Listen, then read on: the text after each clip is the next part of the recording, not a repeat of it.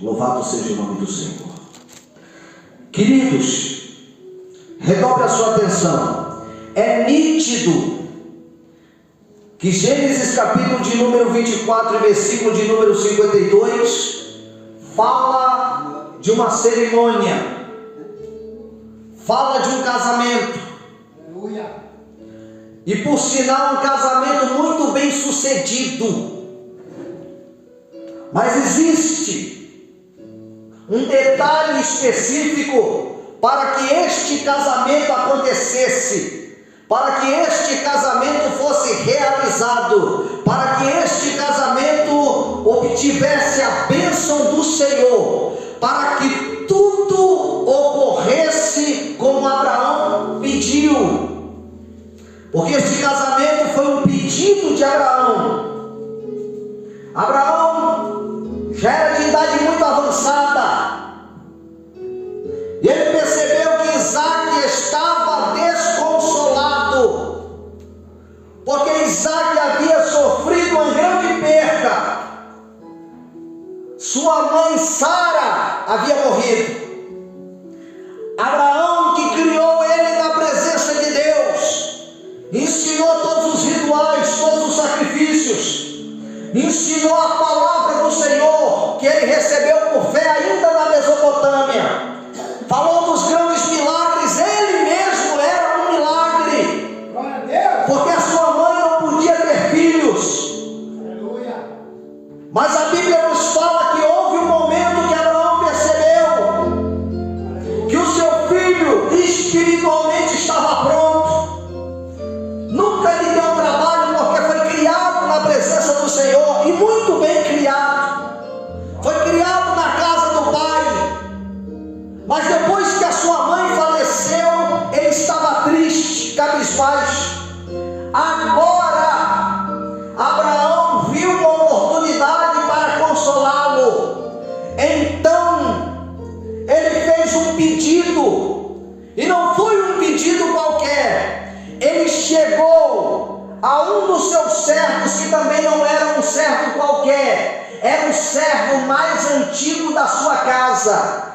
Ele chamou Eliezer, o homem que cuidava das suas fortunas, das suas riquezas, o homem responsável, o mordomo de tudo aquilo que ele possuiu. Ele chamou este homem e lhe deu uma incumbência, uma responsabilidade de ir até a sua parentela. Aleluia, Deus. Porque Abraão já não habitava mais no meio dos seus. Abraão era um peregrino em terra estranha, já durante muitos anos, e enriqueceu pelos caminhos que Deus mandou, que Deus ordenou, no qual ele andasse. Mas os caminhos por qual ele andasse, por qual ele andava, ainda que fossem caminhos de Deus, ele não confiava nas mulheres de Canaã. Então ele chamou Eliezer e disse: Eliezer, há muito tempo tu estás comigo, eu confio em ti. Glória a Deus. E eu quero que tu faças um juramento aqui debaixo, com a mão debaixo da minha coxa. E eu quero que você jure que não tomarás mulheres cananeias para serem esposa do meu filho, mas eu quero que tu faça algo por mim. Eu quero que tu vá lá na casa da minha parentela e busque uma mulher que seja sábia, idônea, preparada, preparada, que seja uma mulher trabalhadora, uma adjuntora, uma ajudadora, alguém que venha para somar. Eu preciso que você busque alguém lá da casa do meu pai para ser esposa do meu filho. Agora você tem que jurar. Ezequiel, como um servo fiel e leal, ele sabe que não tinha essa capacidade de atender a este pedido, porque nós não mandamos nos corações das pessoas, e nada forçado presta.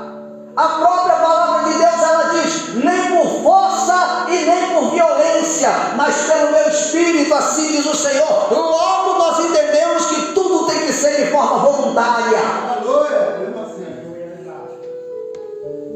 Quando Abraão dá esta ordem, ele sabe das suas limitações. Quantas vezes Deus pede algo para mim e para você, e nós sabemos que nós não temos a capacidade de fazer exatamente aquilo que Deus nos mandou. Mas todo servo que é fiel, que é obediente, ele não questiona, ele simplesmente obedece. Ele mostra para o seu Senhor as suas limitações, as suas dificuldades, as barreiras que estão diante dele, mas ele obedece. A obediência faz a diferença. Ele faz o juramento diante do seu Senhor e parte para o improvável. Ele leva consigo 9 camelos, irmãos, fora o que ele está montado. 9 camelos. Camelos com presentes, com dádivas. E ele sai com muitas riquezas em viagem, em busca desta prometida, em busca desta virgem, em busca desta mulher sábia, em busca desta mulher que se valoriza. Ele sai em obediência ao pedido de Abraão, que é o último pedido em vida que ele faz. Aleluia! Glória a Deus, aleluia. A Bíblia diz, eu estou correndo, a Bíblia diz que quando ele vai se aproximando do seu destino, depois de uma longa jornada, ele sabe que ele não tem condição, mas ele faz um compromisso com Deus, ele faz uma oração, ele faz algo que chama a atenção de Deus, ele pede a ajuda de Deus. Quando nós não conseguimos, nós precisamos pedir a ajuda de Deus e confiar que essa ajuda vai chegar. Aleluia. Nós não podemos duvidar, ainda que tenhamos limitações, temos que crer. E ele diz: como é difícil realizar o pedido do meu Senhor Abraão. Oh, meu Deus, Deus do meu Senhor Abraão, me ajude a realizar este pedido, me mostre qual é a mulher certa. E a Bíblia diz que ele começa a fazer provas com Deus. Ele diz: Senhor, a primeira moça que eu encontrar na fonte de água, eu quero que ela, quando eu pedir água para beber, que ela me dê de beber, mas que ela não apenas me dê de beber, mas que ela possa dar água para beber para todos esses camelos que estão comigo também. Ele fez uma prova com Deus. Glória a Deus, aleluia. E a Bíblia diz que quando ele chega na fonte das águas, a primeira mulher vem com um cântaro na cabeça para encher de água. E a Bíblia diz que quando esta mulher vem ao encontro, ele lhe pede água, ela lhe dá, e automaticamente ela se oferece para também matar a sede de todos os camelos que estavam com o servo de Abraão. Ele se identifica para ela, ele fala quem ele é, que ele é servo de um parente dela, e logo ela leva ele para onde? Para casa, para apresentá-lo para a família. E quando ele é apresentado para a família, no desenrolar da conversa, ele fala do pedido que Abraão fez a ele e da prova que ele fez com Deus, envolvendo a vida de Rebeca. Ela já estava envolvida. Glória a Deus. E quando ele abre este leque de revelação, tanto Labão como Betuel olham para ele e dizem: isso é coisa de Deus. Aleluia. Porque assim como ele pediu, aconteceu. Além dela dar de beber a ele, ela ainda matou a sede de todos os camelos, como ele fez prova. E a Bíblia diz que eles se alegraram naquela noite, comeram, beberam, dançaram, fizeram festas. Alguns presentes ele tirou, de um daqueles camelos, deu aos irmãos, às irmãs, à mãe, prata, ouro, vestidos, e se alegraram. Depois que todo mundo adormeceu, Eliezer acordou de madrugada, na certeza de que o seu propósito estava cumprido. E a Bíblia diz que ele se levanta cedo de madrugada, olha para o povo e diz: é hora de partir. A mãe, as irmãs, os irmãos olharam para ele e disseram assim: espera mais um pouco, deixa ela conosco pelo menos mais 10 dias, depois você vai. Isso fala de apego. Isso fala que Deus está chamando, que Deus está convocando, que Deus está despertando o seu povo, acordando o povo cedo pela madrugada, mas o povo quer continuar dormindo, continuar apegado, com família, com casa, com coisas, mas o Senhor está chamando, e eles olham e dizem: não, nós cremos que esse chamado é de Deus, nós cremos que ela tem que ir, nós cremos que ela deve partir, mas deixa-nos com ela um pouco mais, depois ela vai. Quantas vezes o chamado de Deus bate na minha e na tua porta, e Deus quer um despertamento da igreja hoje, agora, já, e nós estamos procrastinando e deixando para depois. É Deus te chamando e dizendo: você precisa orar, você precisa jejuar, você precisa descer pela madrugada, e nós vamos deixando a vida nos levar. É o chamado de Deus batendo na porta do nosso coração, convocando e procurando despertar a igreja, e a igreja, aleluia, voltada, aleluia, apenas para as coisas de baixo. Deixa ela conosco pelo menos mais 10 dias, depois ela vai. Glória a Deus. Mas ele olhou para eles e disse no verso de número 56: ele, porém, lhes disse: não me detenhas, Glória a Deus. não me detenhas, pois o Senhor me tem levado a bom termo na jornada. Permite que eu volte ao meu Senhor. Não me detenhas. Esse deve ser o clamor da igreja. Tem alguém tentando embaraçar você, segurar você, amarrar você. Você deve olhar para essas pessoas, para esse espírito maligno. Você deve bradar e dizer: não me detenhas. Me solta, me larga. Eu preciso ir e atender o chamado de Deus, porque o Senhor me chama, o Senhor te chama. O que é que está te segurando? O que é que está impedindo de você se lançar por completo? O que é que está impedindo de você fazer o ídolo do Senhor? Acordar diante de Deus. Não me detenhas. Aleluia. Oh, glória a Deus. Glória a Deus. Como que um pedido de confirmação, como que um pedido, aleluia, é entre dúvidas, entre fé, aleluia. Mandaram chamar a moça, a família duvidando que ela não iria. Glória a Deus. No fundo, eles não queriam que ela partisse, aleluia.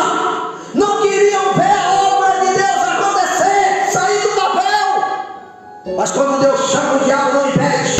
Aleluia, nada pode amarrar, nada pode calar, nada pode parar. Aleluia, aquele que tem um chamado de Deus. Glória a Deus. Aleluia. A moça estava dormindo. Começou um alvoroço, uma discussão de madrugada dentro da tenda. Conversa vai, conversa vem. O servo que apareceu repentinamente dizia: ela tem que ir comigo. Aleluia, eles diziam: não, espera mais 10 dias, depois ela vai. Na verdade, queriam enrolá-lo, embaraçá-lo, despistá-lo.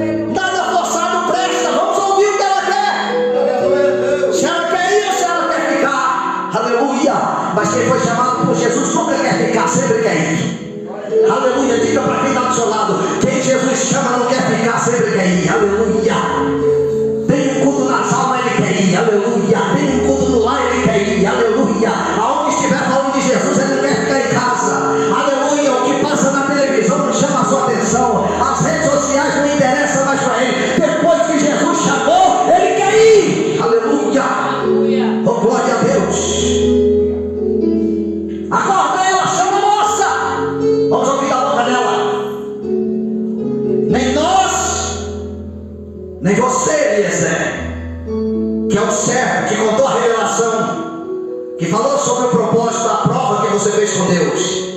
Vamos ouvir da boca dela a esperança de que ela desistisse do que Deus tinha preparado para ela. É assim que o diabo trabalha. Ele usa os da nossa própria casa, ele usa os vizinhos, ele usa aqueles que estão no trabalho, ele usa sempre alguém para jogar um balde de água fria na chama da sua fé. Mas a Bíblia diz que quando a moça acordou, aleluia, eles rodearam a moça e disseram: tu vai com ele ou tu vai ficar? Olha lá, tu vai trocar o certo pelo duvidoso, tu vai ou fica? Aleluia. E a resposta dela, glória a Deus: eu irei. Eu irei. E eles não tiveram outra opção a não ser abençoar a vida daquela moça. Tanto a mãe, os irmãos, as irmãs olharam e disseram: tu é nossa irmã, a nossa família é grande, é poderosa aqui. E começaram a profetizar sobre a vida dela e disse: vai e seja mãe de milhares, seja uma mulher grande, reconhecida, abençoada. Porque até o inimigo, quando não consegue te parar, ele tem que reconhecer o que Deus está fazendo na tua vida. É só você se desprender e ir. Vá! Aleluia! A Bíblia diz que ela subiu no camelo. Viagem de camelo não é fácil, irmão. Porque camelo, você sabe como é que o camelo anda. Tem duas corcovas nas costas dele, é duro. O trajeto é pesado, é lento.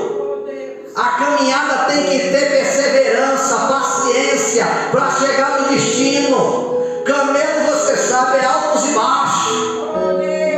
Tem hora que você está lá em cima glorificando a Deus, dizendo: meu Deus é grande. Tem hora que você está lá embaixo dizendo: tem misericórdia de mim. Tem horas que você está lá no alto da corcova dizendo: a vitória é minha. Tem horas que você está lá na parte de baixo dizendo: Senhor, aleluia, o inimigo quer me destruir. Mas você só não pode sair do caminho, tem que continuar na jornada. Porque se é Deus que está no negócio, aleluia, o futuro é bem sucedido. A Bíblia diz, aleluia, que num determinado ponto da jornada, chegando no destino, ela ergueu os olhos. E o rapaz que havia saído da sua tenda resolveu andar no campo. Isaac resolveu andar no campo. Ele não foi para o campo, irmãos, aleluia, perder tempo. Ele não foi para o campo falar mal de ninguém. Ele não foi para o campo procurando maquinar o mal contra o seu irmão. Ele não foi para o campo, irmãos, aleluia, se distrair com coisas que não têm, aleluia, futuro. Ele foi para o campo, a palavra é clara: meditar. Isaac foi meditar. Isaac foi meditar no campo, aleluia. E a Bíblia diz que quando Rebeca, aleluia, ergue os olhos, ela pergunta para o servo, para Eliezer, que vem concluindo a sua missão. Ela diz assim: quem é aquele homem que vem pelo campo? Aí ele olha para ela e diz assim: aquele é o meu Senhor, aquele é o teu noivo, aquele é Isaac. Quando ele revela para ela o que ela faz, ela pega o véu, aleluia, e cobre o rosto. Glória a Deus. Sinal de reverência, pudor, temor. Sinal de que ela, aleluia, está preocupada se ele vai aceitá-la ou não. Ela cobre o rosto. Quando ela cobre o rosto, aleluia, Isaac olha, ergue os olhos e vê ela também. A Bíblia diz que ele pega a Rebeca e entrega na mão de Isaac. Aqui nós temos um casamento bem sucedido. Ele revela para o noivo tudo o que aconteceu, desde a ida dele na casa da noiva até a volta na entrega de Rebeca nas mãos de Isaac. Ele conta detalhe por detalhe. A Bíblia diz que ele toma a Rebeca pela mão e entra na tenda da sua mãe. Ele herdou aquela tenda é a herdade dele. herança dele. Ele entra na tenda da sua mãe, tomou Rebeca como mulher, e isto lhe serviu de consolo. Tristeza foi embora, a angústia foi embora, tudo aquilo que ele viveu no passado caiu por terra, e agora ele era completo. Nós temos aqui, aleluia, um quadro bem sucedido de um casamento realizado. Agora, o detalhe que eu quero revelar para os irmãos, que fez com que este casamento fosse bem sucedido: a fidelidade do servo de Abraão. É por isso que eu quero dizer para os irmãos aqui nessa noite: seja fiel a Deus, ao seu irmão, ao pastor, ao seu próximo. Sejam fiéis. Por que hoje em dia nós estamos sofrendo ministerialmente? Porque nós temos carência de pessoas fiéis. Nós temos a necessidade de pessoas fiéis. Você precisa ser fiel. Há muitas igrejas que estão acabando por falta de fidelidade. Há muita obra, aleluia, que começa e não termina por falta de fidelidade. Muitas pessoas deixam Satanás encher o seu coração, aleluia, e perde o rumo do propósito no qual ele começou.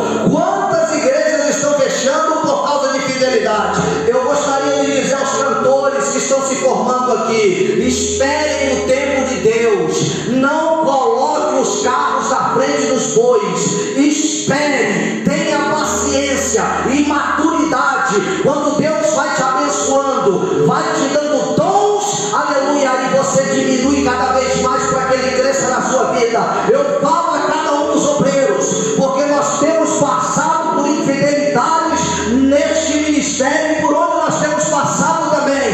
Muitas são as decepções. Tem pessoas que começam a receber uma oportunidade da parte de Deus e ela deixa subir para a cabeça, fica vaidosa, acha que não precisa mais estar debaixo da cobertura espiritual do pastor, que não precisa mais estar debaixo da cobertura